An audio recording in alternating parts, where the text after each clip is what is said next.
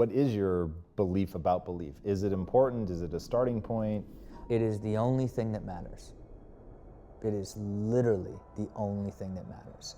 Because your experience, how you build something, what you learn, whatever it is, anything that you achieve, it is literally only based off of how much you believe it's going to happen. Goals and all this stuff, all it is breaking it down into micro actions for you to understand it and believe it, right? Because at the end of the day, it's only people that lose belief that quit. Move at such a pace that even hearing so much of that stuff, I just forget. I forget about the depth of a lot of the things that I've done throughout the time, because I almost only have memory in like 3-year chunks at a time from doing so much different stuff. And when I hear about the idea of flipping cars and breaking world records, jumping cars backwards and getting attacked by sharks and tigers, it just makes me feel so warm inside. It's like a highlight reel, like nobody's highlight reel, that can never be taken away. You know, it's the joys of what something like Fantasy Factory allowed me to achieve, not only from a business and media standpoint, but really from these bizarre highlights of doing all this fun, exciting stuff. I just knew at that point that I would never be diving, most likely ever again. I would never be around 50 sharks ever again. And it was just this moment of clarity that was just like, wow, whatever happens for the rest of your life, look at this. You just allowed an 8-foot shark to bite you and attack your arm, and it worked.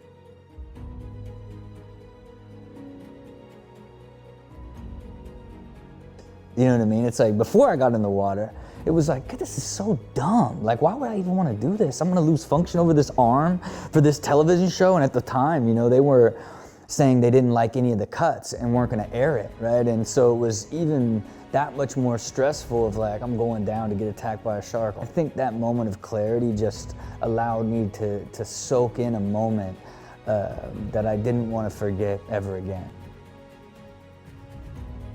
For 2 years, I would get up, and every day I would rate how motivated I was 0 to 10. And where it became so profoundly effective for me is what I realized is anytime I was under a 5, I would look at the world half empty, right? Mindsets, you pick apart every decision, you just hate you just literally, like, everything annoys you, regardless of what happens. And by just doing that exercise, it made me be able to identify the things that were sucking the energy out of me and driving me below, and I was able to slowly evolve those out of my life to where eventually I just don't ever wake up under a 5. I just don't. I believe progression is the key to happiness, right? It's that expansion of the universe and ultimate evolution, and when you equate it to skateboarding, you learn to ollie, you learn to kickflip, you learn to grind, you learn to kickflip to grind, right? Like, you learn to kickflip the backside Smith, you learn to kickflip the backside Smith, the kickflip out, right? Like, it's these levels, and you can only evolve and progress and become elite if you understand and learn the foundational steps along the way to put all of what you could consider experience together to do something really incredible. And I think a lot of people don't understand when it comes to entrepreneurialism, there's sort of these key elements that you have to understand from a foundational perspective in order to find success, which is ultimately creating a brand, understanding how to operationalize it, and understanding the financial implications of how you do both those things.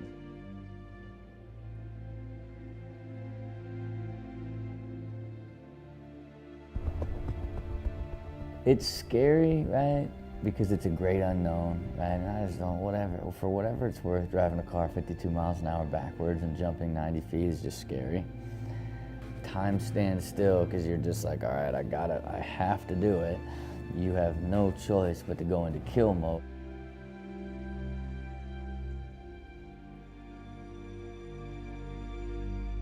So many different times in the world of entrepreneurialism, especially this day and age, it's idea driven, right? As opposed to the battle's won or lost and how it's operationalized, and then ultimately the unit economics behind the idea, right? I think that's one of the biggest things that's overlooked in the space, especially this day and age of so many people having an idea that they think can be a successful business and wrapping some sort of service or need or disruption around that idea without clearly understanding how to evolve that into an operationalized business that makes money. It's a huge gap, you know.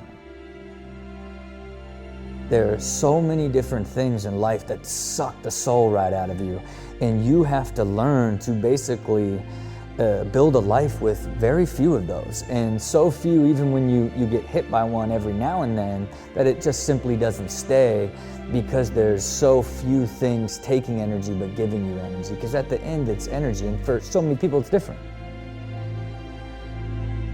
I'm not even gonna say it, I'm just gonna to prove it, you know, and that was, you know, truly all the fire that I needed to, like, you know, get kick-started on you need to take control of what your opportunity is and make sure that you focus on skateboarding, as it will allow you to maximize all of your other ambitions long-term, you know.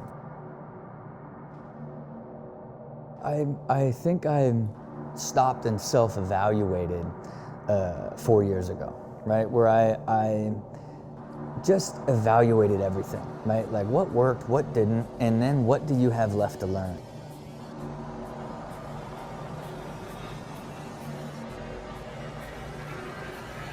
What is your belief about belief? Is it important? Is it a starting point? It is the only thing that matters. It is literally the only thing that matters. Because your experience, how you build something, what you learn, whatever it is, anything that you achieve, it is literally only based off of how much you believe it's going to happen. Goals and all this stuff, all it is breaking it down into micro actions for you to understand it and believe it, right? And I think, you know, there's two levels of it, right? It's why I love, from a business side, having tactical revenue models that show you step by step, we can grow this many units by this many months and this many doors over this much time. That's unbelievable to execute. That's why goal setting in a specific way means so much, right?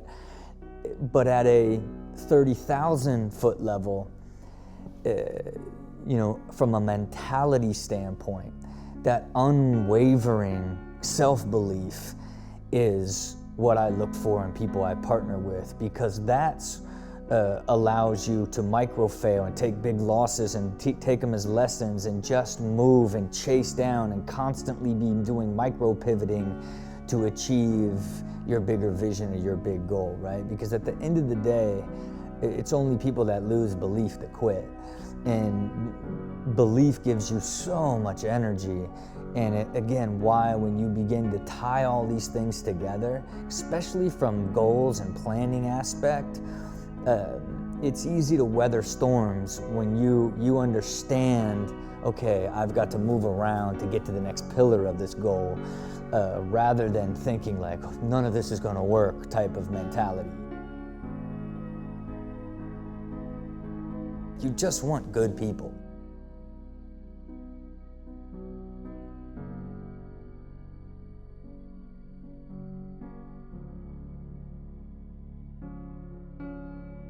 I live without failure, you know what I mean? Like, I live without regret, without pain, without any of the stuff like behind of all the stuff that I went through.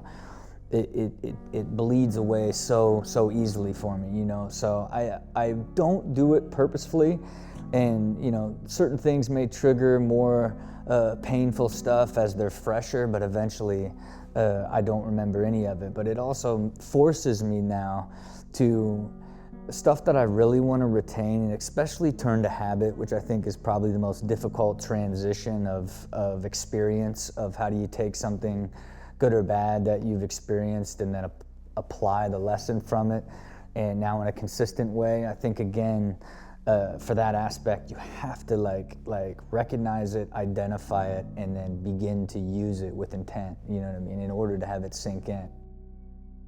Super driven people tend to believe they can be great, they would be great at everything if they just spent the time learning it or knowing it. It's the depth of clarity is the greatest form of peace and happiness, because you begin to now optimize your clear goal. As you begin to optimize it, it becomes so much more believable. I've always been driven, right? And I think at that particular time, I just wasn't getting enough out of being a pro skateboarder. You have to seek it. You have to seek like life mastery. Your first thing is like, what does your entire life look like, right? It's very difficult, and I think younger people struggle with trying to like look it forever and trying to design a life, and then now evaluating every single opportunity based off of how it fits into that core master plan. What's allowed me to do is basically systematize it in a way that I could now look deeper into a brand and how to simply put the pieces together to put a soul into that brand.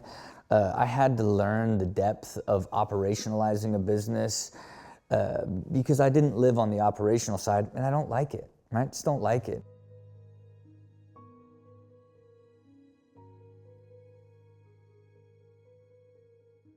It just opened up this insane level of deep clarity, because then you start thinking about time and energy and okay, how do you systematize your life to stay balanced and what I like to call just living in the energy.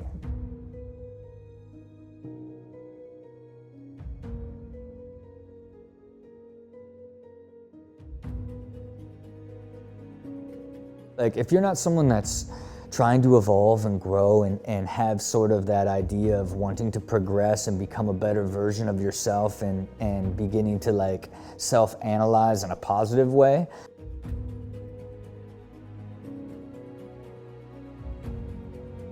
Relentlessly consistent, right? It is like, this is who you are and how you are. Consistency is the only pathway to greatness, and ultimately it's the only pathway to trust.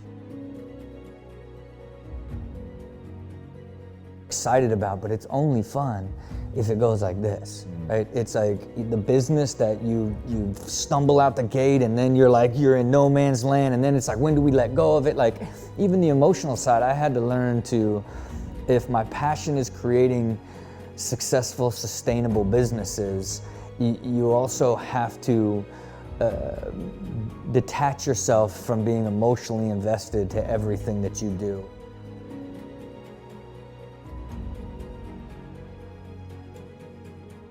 Still felt generally at that age lost, right? And that led to a lot of partying, which then led to like just eating terribly and just being genuinely lazy.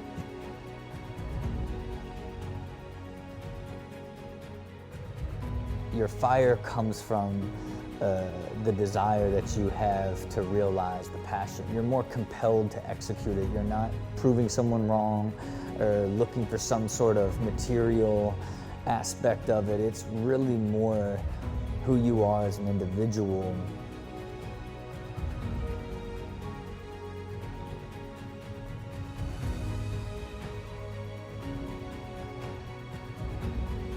Right, and I think it's the self-awareness idea of like, you know what you're really great at, and you have the ability to find people like you and identifying to fill the gaps that you don't. I would hope that when it's all said and done and one day I put all this thought into a system, that it would ultimately help create a pathway for people to learn to master themselves and build a life system that leads them to predictable happiness. You know, I think at the end of the day, creating some sort of program or outlet to be able to achieve that would be what I would like to do long term, you know.